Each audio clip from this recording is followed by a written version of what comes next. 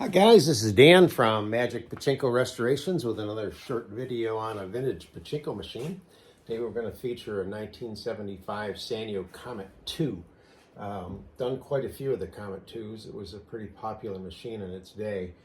This one was done with a functional restoration. So I'm going to show you the difference in the functional versus the full. When I talk to people about their machines and we're deciding how much work they want done on the machine, usually the first question I ask is, what does the playfield look like? Are the colors still vivid? Was there water staining? So on and so forth. Quite often, the colors are very faded. There's a lot of water damage. And that just really necessitates changing the playfield to make the machine look good, or at least look like it once did. And therefore you have to do a full restoration because you have to literally tear the machine apart to be able to change the playfield. This one, playfield was in nice shape, colors were still quite vivid, and there's literally no water damage on this. So typically when I tell people what I do for a functional, and I'll show you what I do for a functional. When I do a functional restoration, the entire guts of the machine come off. All of this gets stripped off, every piece of it. This backboard gets sanded and then polyurethane so it won't absorb moisture. For this particular machine, I actually had to build a new wire harness. It had one of those oddball plug-in things and it just didn't want to work. Most of the wires had been pinched at some point, so I just rebuilt a new wire harness, and then this will plug into the 12-volt power supply. So guts come completely off because internally they're just full of smoke residue and body oil and dirt and so on and so on.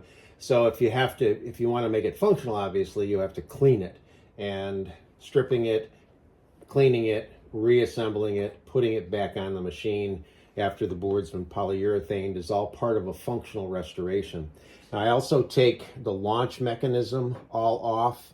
This tends to get really loaded up with dirt and grime. So that all comes off, gets run through the sonic cleaner so all the metal gets nice and clean, and then reinstalled, which includes, this portion of it. Internally now, for functionality now, this needs to be cleaned. This gets full of, again, cigarette smoke residue, body oil, dirt, all sorts of stuff. So this comes off, gets completely disassembled and cleaned, and then the ball handling mechanism. Now, this particular one is just a pull out.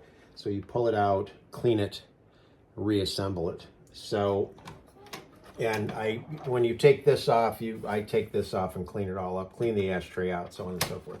So that's what's done in a functional restoration. So what you end up with is a machine that is 100% functional. It just doesn't look a lot different than when I received it. And again, this one was very, very clean. Now, I'm the kind of guy that, as much as I tell people I don't want to touch it in any cosmetic way that's not included, I can't stand to have a dirty pachinko machine.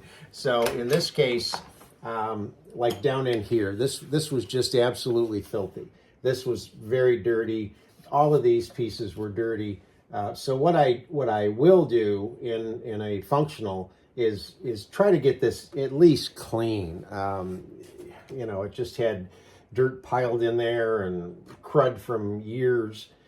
And I will take the major pieces off, clean them, and put them back on. But that's relatively easy to do. What I don't do is I won't touch the nails. So these nails still have the brown patina to them. And I don't take the stainless steel rails off, and obviously the playfield never came off either. So as much as I tell people I don't do cosmetic work, I end up doing some cosmetic work.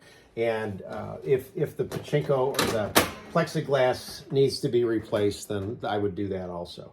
So that's the functional. Now, when you do a full restoration, now you're talking about everything we talked about, taking everything off this, being able to scrape the playfield off and then starting with a brand new playfield. To be able to do that, you have to separate. This board is actually nailed to this frame. So you've got to get in there and split them apart, and then you can put the new playfield on. But what I didn't do on this one either is, I don't know how well it'll come through in the video, but this is, we brushed the dirt and dust off of it, of course, but this is just the wood, 40, 50 years old, 60 years old. It's dull, it's still dirty.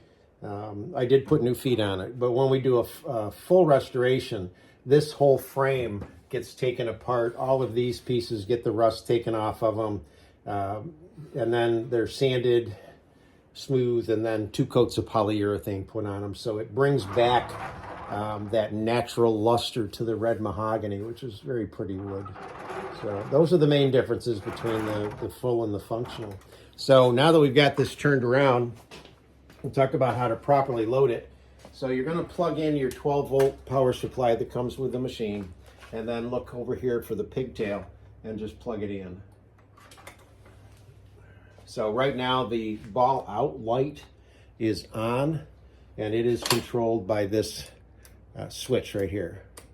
So when there's no balls in it, the light will come on. When you get enough balls in the machine, this will press down.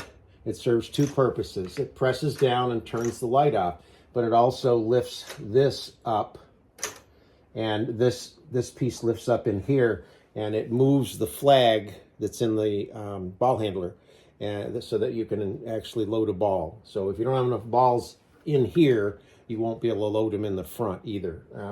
So many people don't understand that you have to have enough pachinko balls in a machine for it to properly work. Minimally, I would say 500 at least. If you don't have that many, you're going to be constantly moving the balls back, and if you only have a few, your machine's not going to work, and then you think it's broken, and really it's not. It just doesn't have enough pachinko balls in it. So over here is the ball dump release right here, and when it's the default holds it. Let me bring this in a little bit. The default holds it so that these L-shaped arms are caught by internally by the metal of this, and allow the balls to go across and into the jackpot. When this is pushed to the left, then these are allowed to swing up further, and they'll allow the balls that are in here to now go down the exit chute and out of the machine. So this would be only applicable when you want to take the balls out of the machine. The nice thing about these is the default is always in the right position. Some machines you have to set it and so on and so forth. But this is the default position, and it's good, all right? So as always, I tell everybody, take a handful of pachinko balls, drop them in the upper hopper,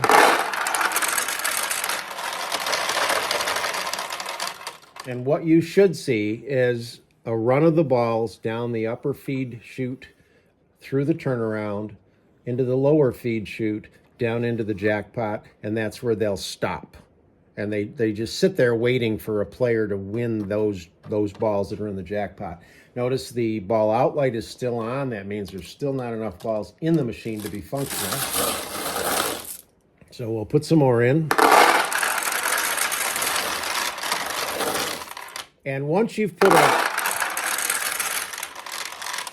a few handfuls in, and the light is still not out because we're not backed up quite enough, you can then go ahead and just dump in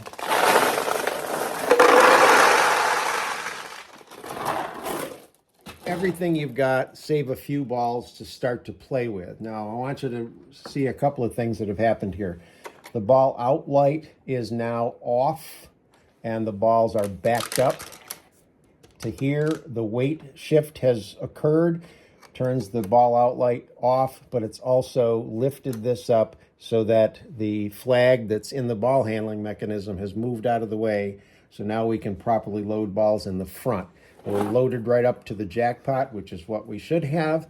And then the last thing that you need to check is your seesaw. Now, all Pachinko machines have a seesaw. They're all basically in the same spot. Some are metal, some are plastic, some are both. But the seesaw chamber is right here. And if you look in there, you can see white plastic running across. Not this thing that hangs down, but the bigger piece that hangs across. And it sits in there on an angle right now like this. Right end up, left end down. That's where you want it to be. You don't want it to be the other way. If it is sitting in there like that, down underneath is a little plunger. And you just push up on that plunger, and it will take it from here to here. And that's what you want. So we have properly loaded the machine. We've got the seesaw in the right position. We're now ready for play. So I'll explain to you what happens when you actually play. You launch the balls from the front side. A ball goes into a tulip, a pay pocket, down through the center attraction. Doesn't really matter how it comes into the machine. They all end up in the same place. And there's a ramp. Unfortunately, you can't see it for the orange plastic, but there's a ramp right about here, sitting in there like that. Every winning ball comes down, drops onto the ramp, runs down to the seesaw. The seesaw is tipped like this. The weight of the ball tips the seesaw, lets the ball roll out into this area, and it goes down this vertical chute right here. As it goes down, this is the tip of the jackpot arm right here. This is attached over here, up to here, and over to there. So when this goes down, because of the weight of the winning ball, it will release the 14 balls that are in here and let them go out the front of the machine. Then this is called the paper clip here. The paper clip will lift up and let the winning ball out. So you do need something like this to catch the balls. The winning ball drops out. The entire process resets. It brings the seesaw back up so that it's ready for the next ball. If you play and get a losing ball, it goes in what they call the drain hole, they're going to drop out of this chute right here. So again, you need something. I mean, this is perfect. It's wide enough. Let me get this up so you can see it. It's wide enough to go across both exit points. There we go. Okay. All right. So here's the handful of balls you're going to need to actually start to play. I'm going to get this turned around. I'm ready. Okay, so we're plugged in. We're ready to go.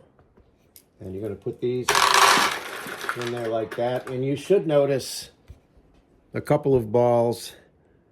Where am I here? A couple of balls have now gone in. That's why the window is there. You can see a couple of balls have gone down in and they're ready to be launched. If they don't make it, then something is stuck or whatever. This right here, if you push this over, it's hard to do one-handed. This will let the winning balls come out here. If this gets full, you can push this over. It'll let the winning balls come down here. They're easier to scoop out of here. And then what you can do if you've got this freestanding is just go right up over the top and drop them into the feed tray on the back. If not, you can just leave them down here, and eventually you'll run out of balls before these both fill up. You'll have to transfer them. So on this particular one, there's a light bulb here and here. This light will light up the red segment telling you that you need to put more Pachinko balls in the machine. And then the other bulb will light up the yellow segment saying, congratulations, you got a win. So balls are in here, machine's ready to go. The way that you're going to play Pachinko is you're going to put your fingers under here, pull down on the launch lever, and just let it roll off your thumb, and that will shoot a ball. Now, that particular ball was a loser. It goes in the drain hole, falls out of the machine.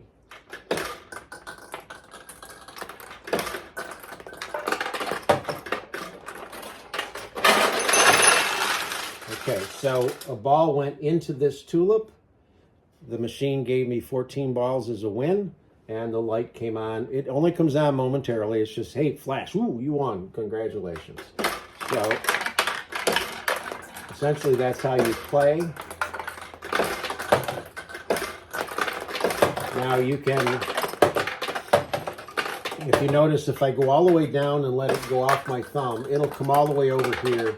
It'll hit this. If it hits it hard enough, it'll actually go down inside and come out and come down the bottom. But that allows you to get the ball on this side of the machine. If you have an open tulip on this side, you're going to pull down and not pull it all the way down. Pull it down maybe to here and then let go. And then you can keep it on that side of the machine. So let's see if we can get some wins here.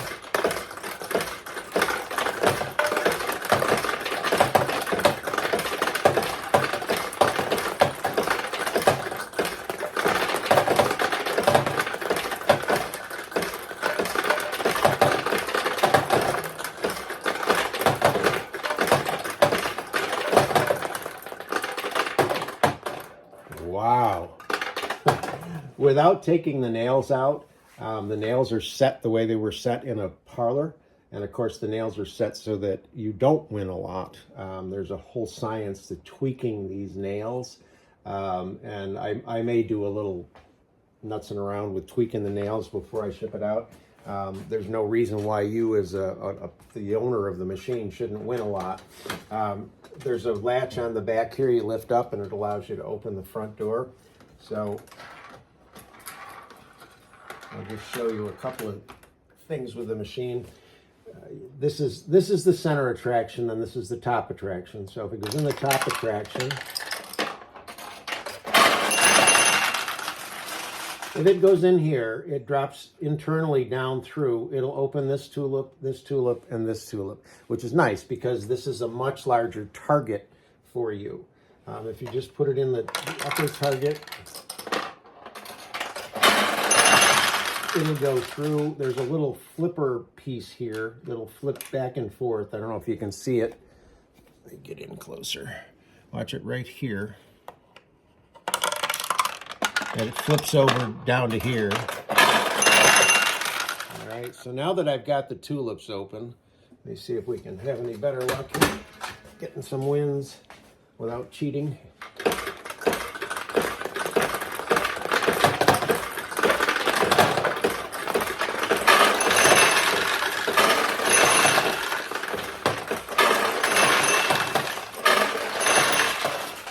So that's the 1975 Sanyo Comet 2. Hope you like it.